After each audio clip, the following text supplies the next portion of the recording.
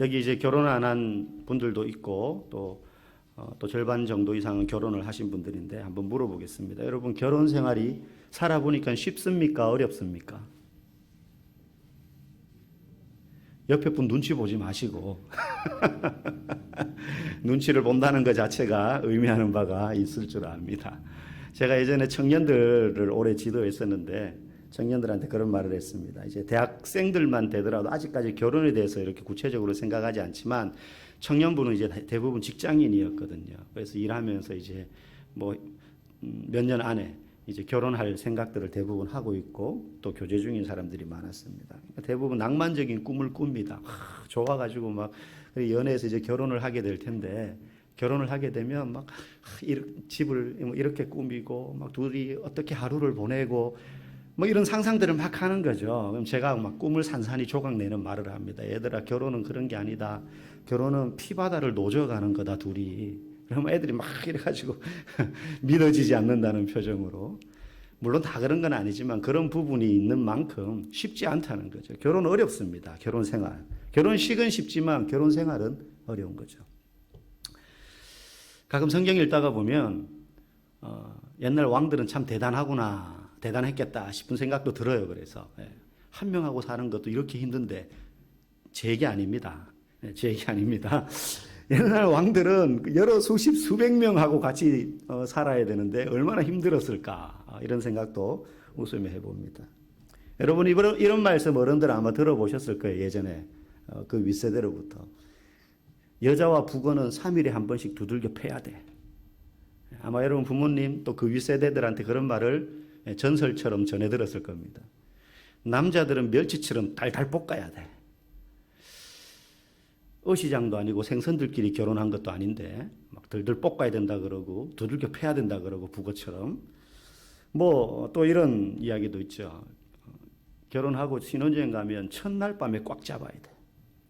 초장에 잡아야 평생 편하다 너. 막 이러면서 선배들이 처세술처럼 그렇게 이야기를 합니다. 처음에 약점 잡히면 안 된다.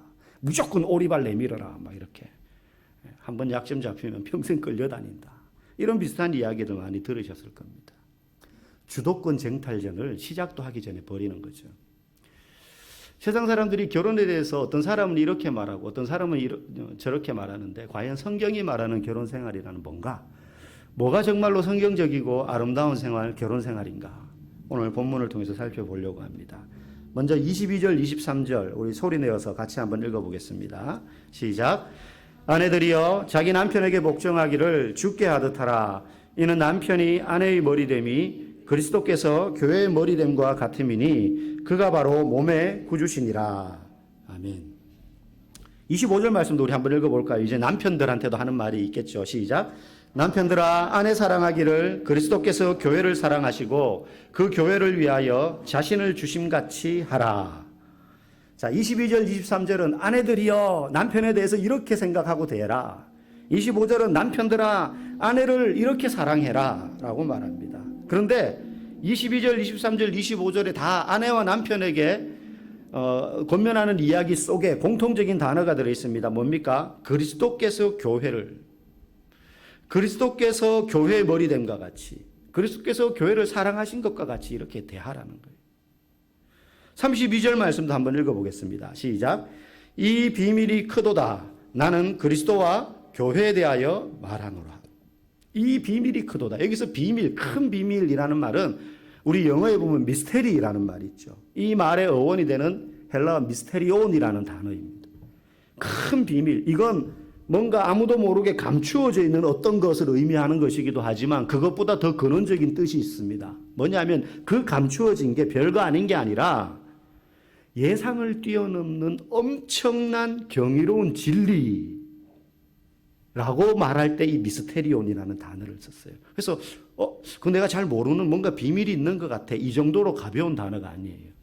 그 안에 감추어진 내가 모르는 그 무언가가 엄청나게 놀라운 비밀이라는 거예요. 진리라는 거예요.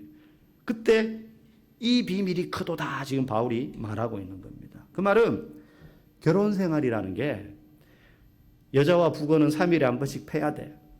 남자는 멸치처럼 들들 볶아야 돼. 처음에 약점 잡히면 안 돼. 그렇게 단순하게 한두 가지로 정의하거나 이야기할 수 없는 거라는 거예요. 결혼 생활이라는 게 하나님께서 알려주시지 않으면, 말씀을 통해서 알려주시는 것을 깨닫지 않는 한 이해할 수 없는 어마어마하고 크고 근사하고 심오한 진리가 담겨 있는 게 결혼 생활이라는 거예요.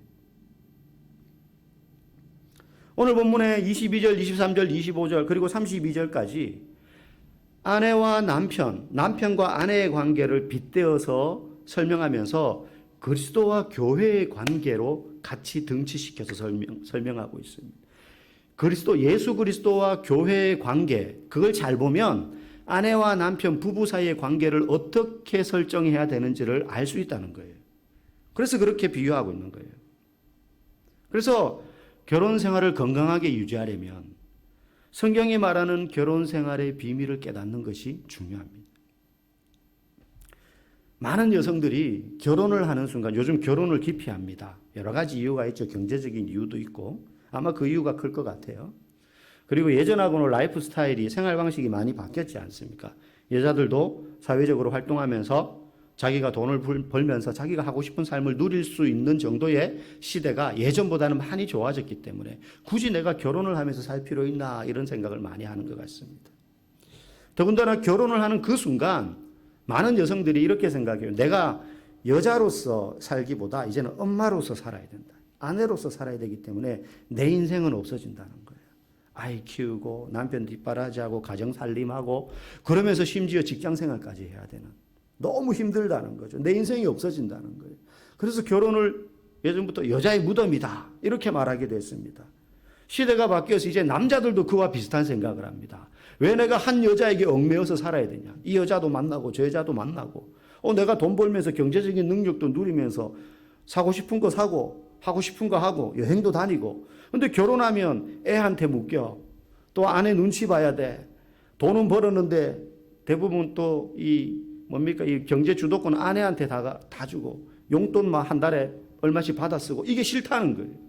그래서 남자들도 결혼하기 싫어합니다. 그래서 정 결혼하려면 남자나 여자나 저 사람과 결혼했을 때 지금 나 혼자 살 때보다 앞으로 살아갈 것보다 훨씬 더 내 생활이 나아질 거라고 생각이 되면 이제 결혼하는 거예요. 그래서 결혼 생활을 뭐라고 생각하느냐? 자기 발전, 그리고 자기의 어떤 욕망을 이루는 도구, 수단 정도로 결혼을 여깁니다. 그게 맞아 떨어지면 이제 같이 결혼하는 거예요. 근데 그 결혼이 행복할 수 있냐? 행복하지 못하죠. 왜? 실제 결혼해 보면 얽매이는 게 더 많다고 느껴지거든요. 혼자 있을 때보다 포기해야 될 게 더 많다고 느껴지거든요. 실제 그렇고. 그러니 이거는 내가 처음에 꿈꿨던 것과는 다른데 성격 안 맞아. 우리는 이상이 틀려. 이혼해. 이렇게 되는 거예요. 그래서 애도 안 낳으려고 하는 거잖아요. 자기의 꿈을 이루고 결혼 생활을 통해서 자기가 더 발전되고 풍요로운 생활을 누리는데 아이가 방해가 된다고 생각하는 거예요. 거기에 뭔가를 다 쏟아야 되니까. 그래서 내 삶이 없어진다. 그래서 결혼하기 싫다. 그런데 성경은 내 꿈을 이루는 것과 그리고 결혼해서 가족을 위해서 내 삶을 쏟아내고 한편으로는 희생이라고 우리가 이야기한다면 그렇게 희생하는 것이 다르지 않다고 말합니다. 내 꿈을 혼자 살면서 내 꿈을 이루는 것이나 결혼을 해서 상대방을 위해서 가정을 위해서 내 삶을 희생하는 것이 다르지 않다라고 말을 해요. 무슨 말이냐? 결혼 생활이 여자든 남자든 어느 한쪽이 손해보는 것이 아니다. 그리고 그런 생활이 가능하다라고 성경은 가르칩니다. 그 원리를. 오늘 본문을 통해서 그걸 보자는 거예요. 어떻게 가능하냐? 오늘 본문에는 대전제가 하나 먼저 나옵니다. 그게 21절 말씀이에요. 21절 우리 같이 한번 다시 읽어보겠습니다. 시작. 그리스도를 경외함으로 피차 복종하라. 상호 희생, 한 사람만 희생하는 게 아니라 상호 희생하는 거예요. 피차 복종하라. 피차, 서로 복종해라. 그래서 상호 희생함으로 서로 유익하게 되는 길을 따르라는 거예요. 그게 성경 속에 들어있는 결혼의 비밀이라는 겁니다. 중요한 건 그리스도를 경외하는 겁니다. 같은 목적을 가지고 간다는 거예요. 그래서 결혼 생활을 설명할 때 가장 오래전부터 사용되는 모형이 삼각형입니다. 남자가 있고 여자가 있고 두 아래의 꼭지점에 제일 위의 꼭지점에는 예수 그리스도가 있는 거예요. 그래서 두 사람이 건강한 결혼 생활을 하고 있느냐 없느냐를 아는 방법이 뭐냐? 두 사람이 예수 그리스도를 경외하는 삶을 살고 있느냐? 그러면 그럴수록 관계는 점점 가까워지는 거예요. 두 사람의 관계는 삼각형의 모양처럼. 근데 결혼했는데도 아내는 아내대로 자신의 꿈이 있고 남편은 남편대로 자신의 꿈이 있으면 물리적으로는 한 가정이 되었지만 서로 다른 꿈과 목표를 향해 달려가니 부딪힐 수밖에 없는 거예요. 목적이 달라요. 결혼을 했는데도. 왜? 내 목적에 유익을 주기 위해서 저 사람을 선택했기 때문에. 내 목적이 전혀 바뀌지 않았어요. 결혼을 했는데도. 근데 성경은 대전제로 그리스도를 경외하는 목적을 가지고 피차 복종해야 된다. 아내나 남편만 복종하지 말고 같이 복종해라 서로에게. 순종을 넘어서서 복종하라고 가르칩니다. 여러분 오늘 바울이 결혼 관계를 교회와 그리스도의 관계로 설명한 이유가 있습니다. 그걸 알려면 먼저 예수 그리스도가 교회, 그러니까 성도들을 위해서 어떤 일을 하셨는지를 알아야 됩니다. 그게 중요합니다. 어떤 일을 하셨습니까? 높고 높은 하늘 보좌에 하나님의 아들로 계시다가 낮고 낮은 육신의 모습으로 이 땅에 오셔서 십자가를 지시고 돌아가셨어요. 근데 그렇게 하셔서 우리에게 구원이라는 엄청난 유익을 주셨습니다. 예수님은 자기가 마땅히 누려도 되는 영광을 포기하고 혼자 살면서 내가 하고 싶은 거 하고 먹고 싶은 거 먹고 누리고 싶은 거 누릴 수 있는 것들을 포기하고 도리어 예수님은 낮아지셔서 자신의 이익을 구하지 않고 우리의 이익을 위해서 자신의 모든 것들을 베풀었습니다. 그로 인해서 우리는 계산기로 손해 이익 이거를 플러스 마이너스 할 필요도 없는 어마어마한 이익을 우리는 얻게 된 거예요. 그런데 그를 통해서 예수님은 무슨 유익을 얻었습니까? 예수님으로 말미암아 구원받은 우리가 영원토록 하나님을 찬양하고 주님의 이름을 경배하고 전하고 높이는 삶을 살도록, 그래서 예수님은 우리에게 영원토록 찬양과 영광을 받으시는 분이 되셨다는 거예요. 그렇기 때문에 결혼의 비밀은 자기의 필요를 채우기 위해서 결혼하는 게 아니라는 거예요. 누구의 필요를 채우기 위해서입니까? 상대방의 필요를 채우는 겁니다. 어떻게? 서로가. 그래서 세상의 결혼은 너가 나의 필요를 채워주는데 도움이 될 것 같으니까 내가 너랑 결혼할게지만 성경은 반대로 말합니다. 내가 당신의 필요를 채워주겠습니다. 저 사람도 마찬가지. 그래서 상호 희생을 통해서 상호 유익을 구하는 거예요. 그래서 부부가 함께 유익해지는 것입니다. 이것이야말로 결혼을 제대로 살아내는 열쇠입니다. 여러분 성경에서 결혼에 대해서 제일 처음 언급하는 게 창세기 2장 24절입니다. 우리 한번 읽어보겠습니다. 시작. 이러므로 남자가 부모를 떠나 그의 아내와 합하여 둘이 한 몸을 이룰지로다.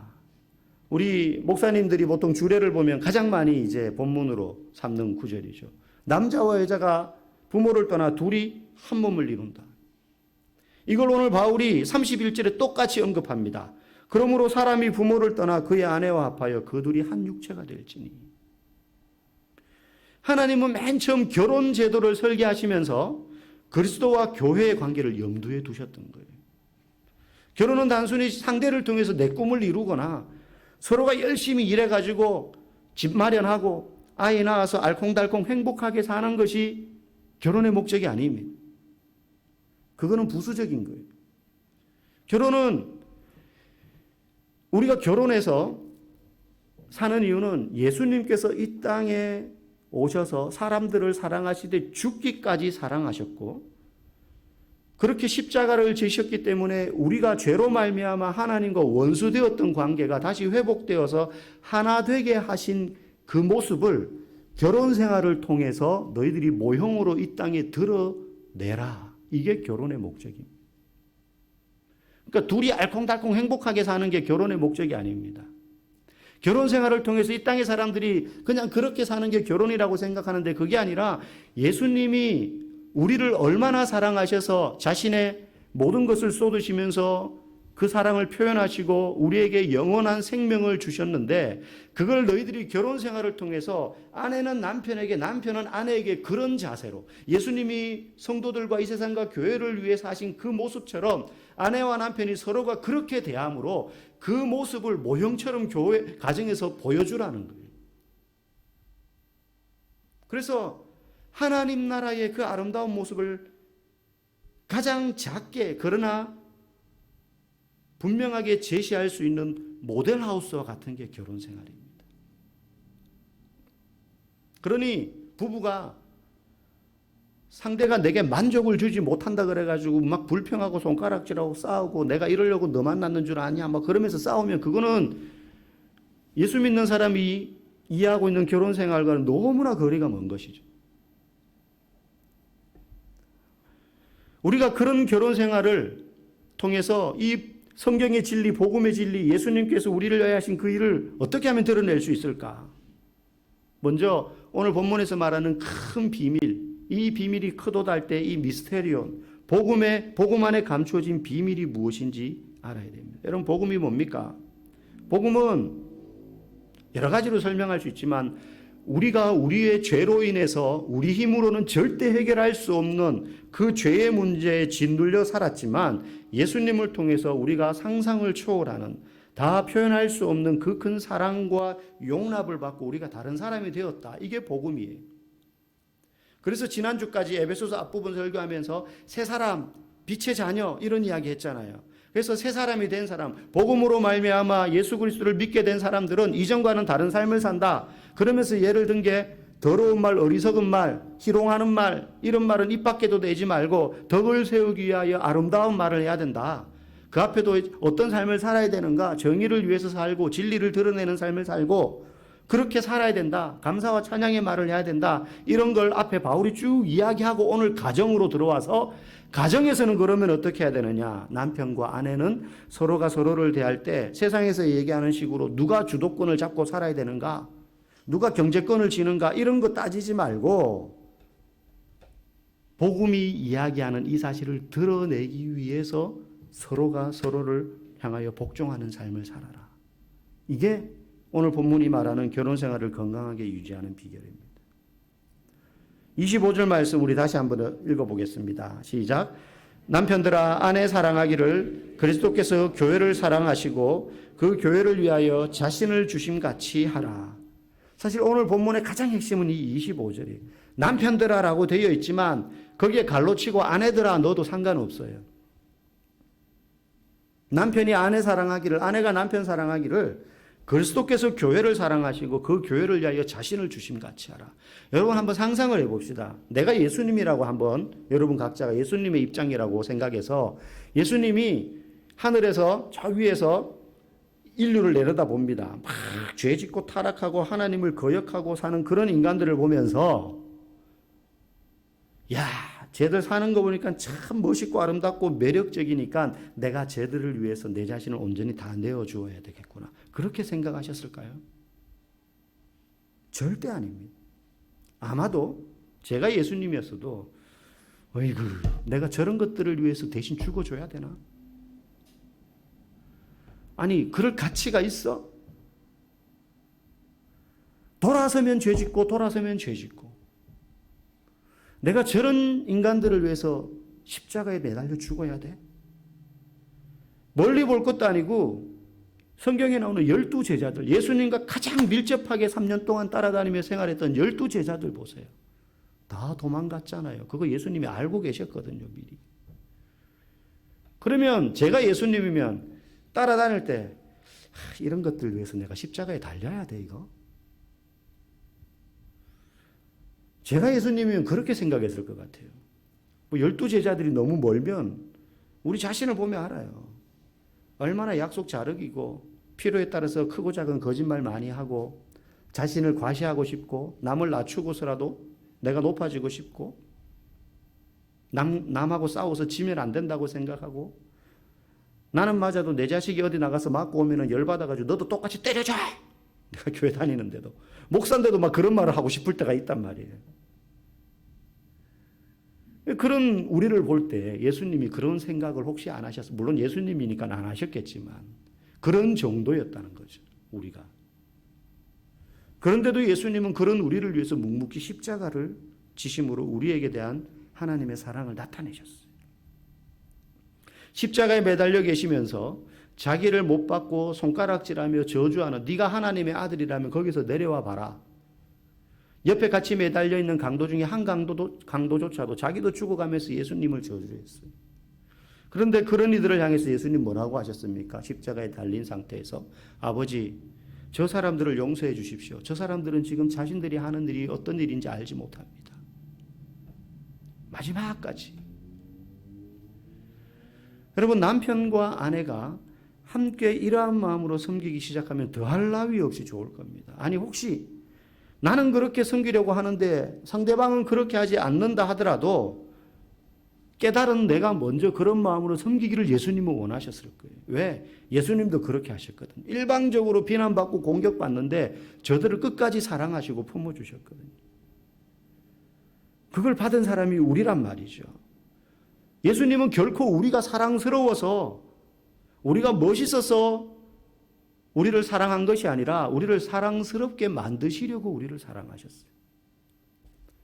우리가 결코 예쁘거나 멋있거나 구원받을 만큼 뭔가 상당한 이유가 있어서가 아니라 전혀 그렇지 않은데 사랑스러운 존재로 만들기 위해서 우리를 구원하셨어요. 우리가 배우자를, 남편을, 아내를 사랑해야 될 이유도 여기에 있습니다. 남편이 아내를 볼 때, 아내가 남편을 볼 때 사랑스러워서 사랑하는 것이 아니라 서로 사랑스럽게 만들려고 사랑하는 것입니다. 사랑스러울 때도 있지만 미울 때도 있잖아요. 그런데 사랑스러워서가 아니라 그래서 사랑스럽게 만들려고 사랑하는 거예요. 제가 어떤 남편 집사님에게 이런 질문을 한 적이 있습니다. 집사님 왜 여집사님 아내를 사랑하시나요? 물론 같이 있는 자리는 아니었습니다. 재미있는 대화가 오갔는데 집사님 왜 아내를 사랑하시죠? 이분이 일말의 망설임도 없이 예쁘잖아요. 그러는 거예요. 예쁘잖아요. 우리 중에 그런 분이 있을 수 있어요. 예. 여러분 그러면 안 예쁘면 사랑 안 할 겁니까? 물론 그분이 그런 의미로 한 건 아닙니다. 예쁘나 안 예쁘나 우리는 사랑합니다. 왜요? 예수님도 내가 예뻐서 구원해 주신 게 아니거든요. 만약에 그런 기준, 사랑받을 만하니까는 내가 구원해 주겠으면 우리 중에 아무도 구원받을 사람 없어요. 구원하시기 위해서 사랑하셨다니까요, 먼저. 사랑할 만해서 구원하신 게 아닙니다. 구원해 주시기 위해서 사랑하기로 하신 거예요. 어이구, 내가 저런 것들을 위해서 죽어야 되나 하는 정도였음에도 불구하고 구원해 주시기 위해서 사랑하셨다는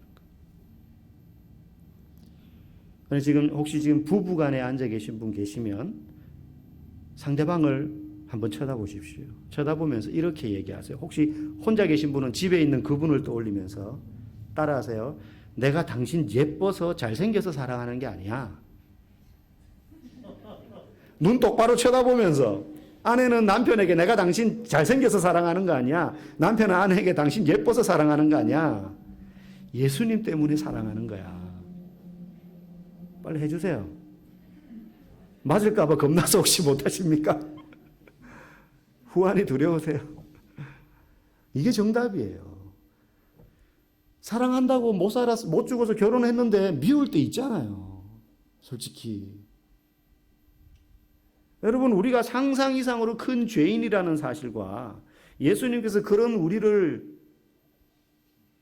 우리의 상상을 초월하는 사랑으로 구원해 주셨다는 것을 생각하면서 내가 자격 없는 내가 정말로 볼품없는 나를 예수님이 이렇게 사랑해 주셨는데 나도 아내를 나도 남편을 이렇게 사랑해야지.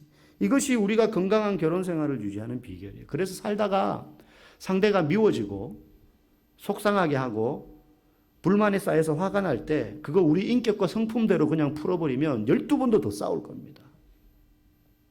근데 그때마다 예수님 사랑, 십자가. 참 어린 자 셋이면 살인도 면한다. 그런 세상 격언도 있는데 그때마다 예수님, 예수님, 십자가, 십자가. 이거를 우리의 가슴에 떠올려야 그래야 그나마 그 인간이 상대방이 내가 사랑해야지, 섬겨야지. 나도 예수님께 그 사랑을 받았는데 막 미워지면 그렇게 생각하셔야 되는 거예요. 그렇지 않으면 우리는 끊임없이 배우자를 통해서 만족을 얻으려 하기 때문에 그 배우자가 열에 8, 9개를 만족시켜도 하나, 2개를 만족시켜주지 못하면 싸우는 거예요. 미워지는 겁니다. 배우자에게 만족을 찾으려고 하지 마십시오. 예수님으로부터 내가 사랑받았다는 사실을 마음속에 풍성히 채울 때 그 사람도 사랑할 수 있는 거예요. 이런저런 일로 실망할 때 있을 겁니다. 그럴 때 예수님께서 자격 없는 나를 어떻게 끝까지 사랑하셨는지 그걸 우리가 꼭 기억하시고, 이게 복음이요 결혼 생활의 큰 비밀입니다. 이 복음의 큰 비밀을 깨달아서 우리 교회 모든 성도들이 정말로 서로를 향하여 그리스도의 사랑으로 사랑하여서 행복한 가정, 건강한 가정 이루기를 주님의 이름으로 간절히 축복합니다.